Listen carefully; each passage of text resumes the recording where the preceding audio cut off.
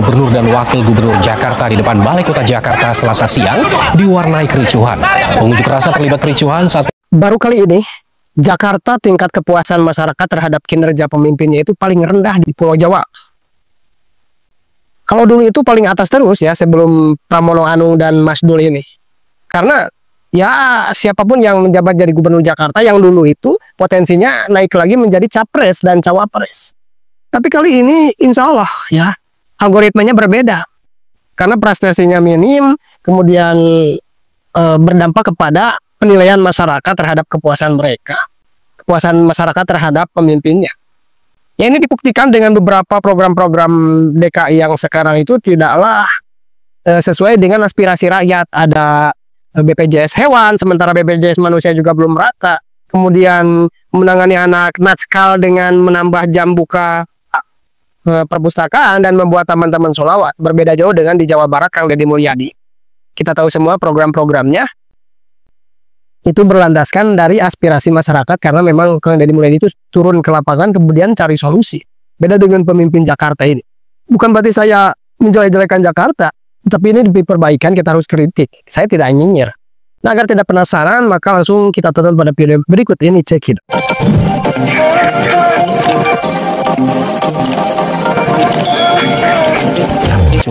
Pengunjuk rasa terlibat kericuhan saat polisi melarang massa melakukan aksi pembakaran ban bekas dan spanduk. Massa menamakan diri Himpunan Mahasiswa Persatuan Islam sempat berdebat dengan polisi saat polisi meminta orator turun dari mobil. Saling dorong pengunjuk rasa dengan polisi pun terjadi. 4 pengunjuk rasa diamankan dalam peristiwa ini. Warga Jakarta lebih puas lihat KDM. Kinerja Pramono dapat kritikan pedas. Banyak warga Jakarta lebih tahu tentang program Deddy Mulyadi. Ayo, pendukung Pramono mana suaranya?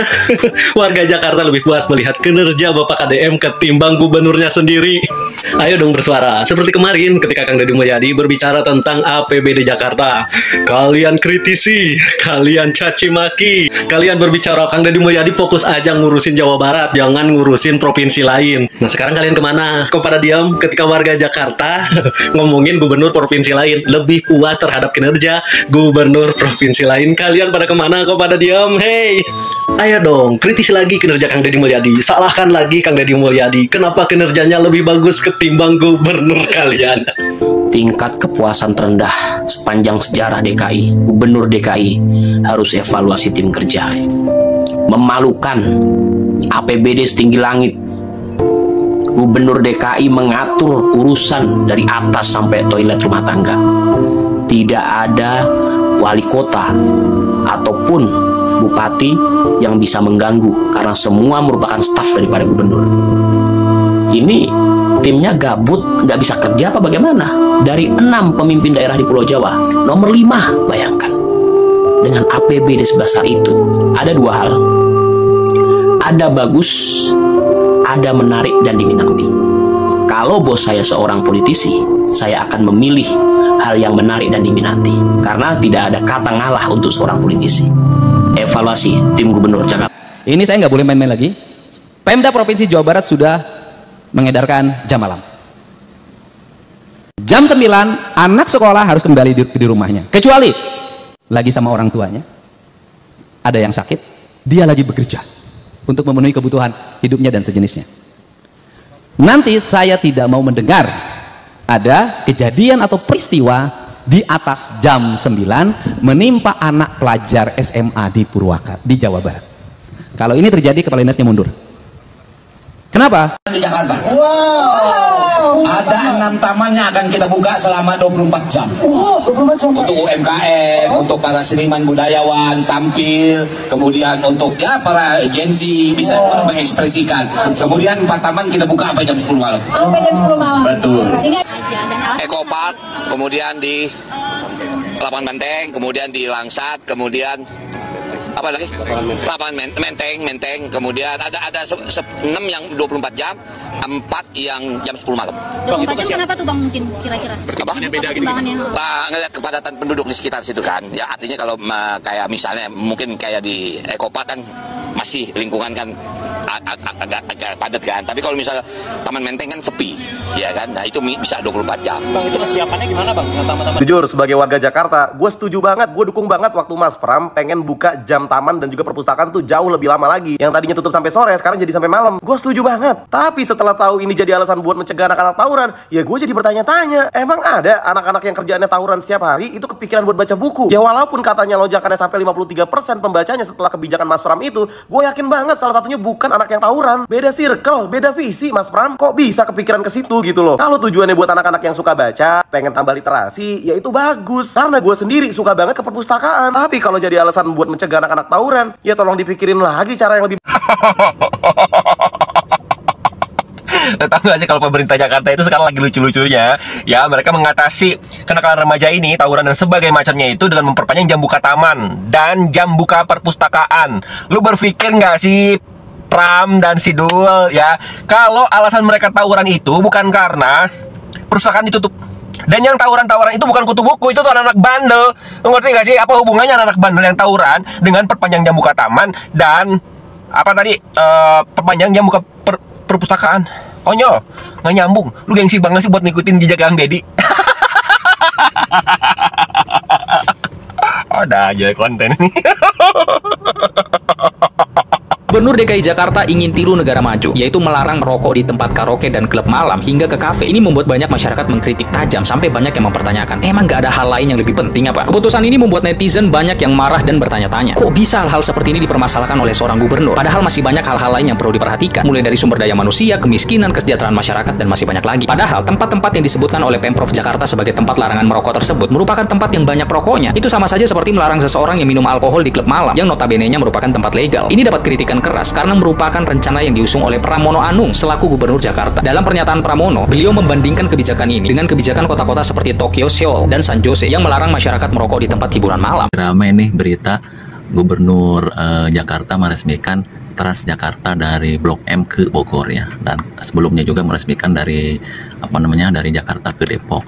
Nah, dibandingkanlah tuh kehebatan Gubernur Jakarta dibandingkan dengan Kang Deddy Mulyadi. Ya memang bagus ya, kalau memang programnya untuk masyarakat bagus-bagus aja, baik-baik aja. Cuman Jakarta sama Jawa Barat itu tidak sama loh, dari jumlah wilayahnya tidak sama, anggarannya tidak sama.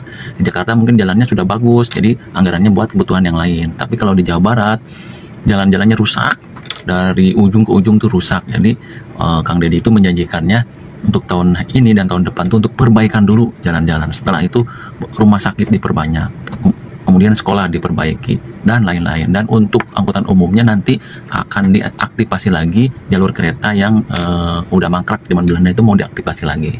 Jadi beda ya guys, Jakarta itu uangnya lebih banyak, terus jalannya udah bagus, jadi uangnya buat kebutuhan yang lain. Sedangkan di Jawa Barat uangnya lebih sedikit, wilayahnya lebih luas, jadi uangnya buat betulin dulu jalan-jalan yang rusak. Dan mahasiswa di depan kantor Gubernur Pramono Anung di Balai Kota Jakarta ricuh, dan kabarnya 6 orang polisi mengalami luka-luka. Insiden ini bermula Tribuners ketika puluhan mahasiswa yang mengenakan alma mater berwarna biru dongker menggelar aksi demo di depan Balai Kota Jakarta sekitar jam setengah 5 sore tadi. Dan awalnya mereka berhenti di pintu keluar yang letaknya tepat di depan pendopo Balai Kota, tempat Gubernur Pramono Anung berkantor. Dan pintu tersebut sudah ditutup dengan barikade taktis milik aparat kepolisian. Dan melihat pintu itu ditutup, masa aksi kemudian langsung pindah ke pintu masuk Balai Kota Jakarta yang masih dibuka. Dan belum sempat berorasi, masa aksi ini justru langsung menerobos masuk ke area halaman Balai Kota Jakarta. Dan mereka kemudian dihadang oleh aparat kepolisian dan juga petugas pengamanan dalam Balai Kota Jakarta. Dan keributan juga sempat terjadi sampai akhirnya ada 6 aparat kepolisian yang mengalami luka-luka akibat dipukul oleh masa aksi. Dan melihat situasi semakin tidak kondusif, akhirnya polisi mengerahkan unit mobil taktis mereka, juga menambah jumlah personel untuk berjaga, di mana Kapolres Jakarta Pusat Kombes Susatyo Purnomo Condro juga turun tangan dan langsung mengambil langkah tegas terhadap masa aksi. Kemudian aksi demo ini sempat mereda tapi kembali memanas saat sejumlah mahasiswa ingin diangkat polisi ke atas mobil tahanan, dan kericuhan juga sempat kembali terjadi Tribuners. Baik polisi maupun mahasiswa ini terlibat aksi saling pukul di depan kantor gubernur, dan akhirnya kurang lebih 10 mahasiswa yang diduga menjadi pemicu kericuhan juga diangkut oleh polisi. Tidak hanya itu Tribuners, beberapa orang mahasiswa yang berada di atas mobil komando juga ikut diangkut polisi menuju Polda Metro Jaya. Sedangkan untuk puluhan mahasiswa yang masih bertahan di depan Balai Kota ini diminta untuk jongkok beberapa saat. Mas Pramono Anung Gubernur Jakarta ini gimana sih ya? Mau bantu warga aja harus rapat dulu, gimana sih dia ini? Sementara ini kita fokus untuk korban yang ada di tempat ini. Nanti kita pikirkan kemudian apakah bentuknya relokasi atau bagaimana. Nanti kami akan putuskan dalam rapat secara menyeluruh. Kita putuskan dalam rapat. Masyarakat penjaringan Jakarta Utara lagi jadi korban kebakaran, ya kan? Harusnya dia cepat dong, action langsung kayak Kang Deddy Mulyadi tuh, cepat tuh. Langsung cepat action gitu loh. Ya, warganya habis kehilangan rumah, ya kan, menjadi korban, relokasi kayak cariin rumah sementara yang layak. Masa di tenda begitu coba? Tuh lihat di tenda biru-biru tuh. Aduh, kasihan banget lah warga Jakarta nih. Ada kesal tapi untung ada cemilan enak nih.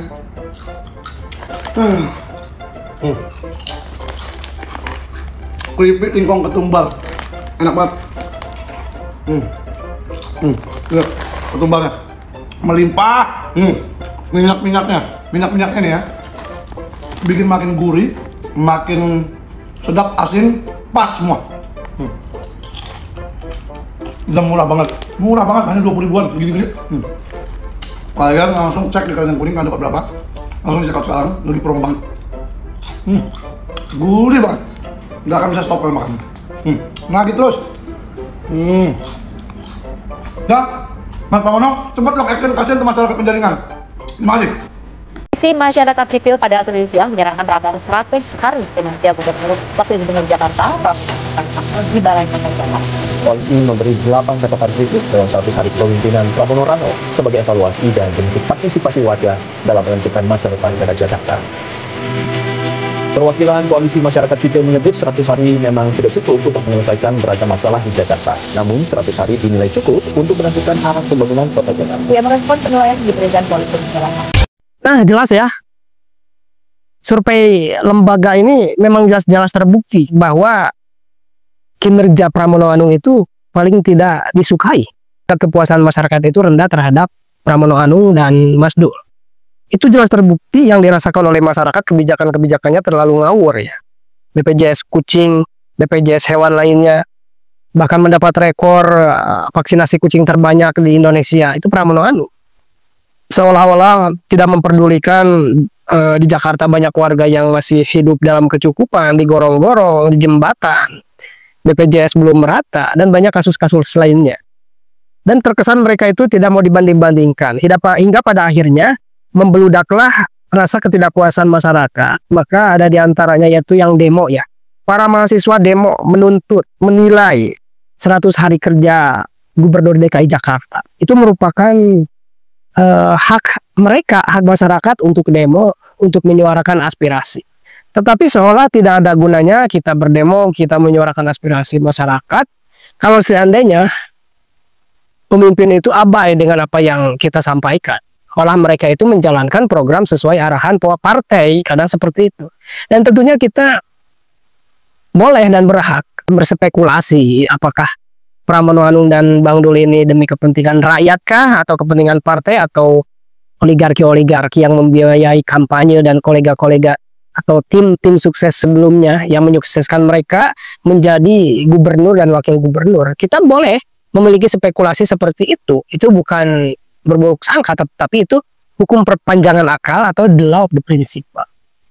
Nah, jadi mudah-mudahan, karena kita dalam agama Islam itu tidak diperbolehkan mencaci maki, menghina para pemimpin di medsos ataupun di muka umum ya, maka dari itu untuk memimpin kita lebih baiknya mendoakan supaya yang lebih baik menimpa mereka. Karena kalau kita mendoakan baik dan dikabul, maka manfaatnya juga untuk masyarakat banyak. Beda dengan berdoa untuk diri sendiri. Masyarakatnya untuk manfaatnya untuk diri sendiri dan keluarga mungkin ya. Kita doakan yang terbaik bagi pemimpin supaya benar-benar menjalankan amanahnya dengan baik dan benar, supaya imbasnya juga manfaatnya untuk masyarakat banyak. Seperti itu ya. Nah, bagaimana menurut kalian terkait Bapak Pramono Anung? Apakah Bapak Pramono Anung ini akan mendengarkan aspirasi rakyat atau mengabaikannya? Terima kasih sudah menonton. Jangan lupa like, subscribe, dan tekan tombol lonceng. Bye bye.